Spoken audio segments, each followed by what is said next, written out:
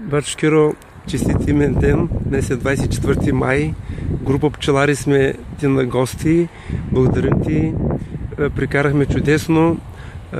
Имам един въпрос към теб. Какво ще кажете за обединяването на пчеларите в България?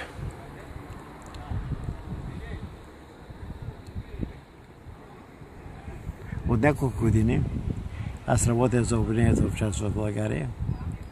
Това е моя мечта и не само моя, а мечта и желая на всички пчелари в България. Ако няма обединение, естествено няма да има и просперитет на българското пчеларство.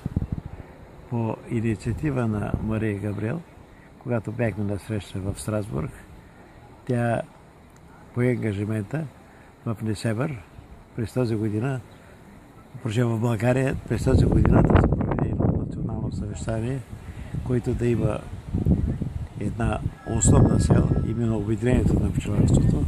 И това ще стане на 22 август в град Несебър от 11 часа с участието на Министерството на земеделието и останали министерства, които имат отношение по проблемите на пчеларството и браншовите пчеларски организации, така че да постигнем именно тази цел. Често обединение към просперитет на българското пчеларство. Благодаря. Така ли?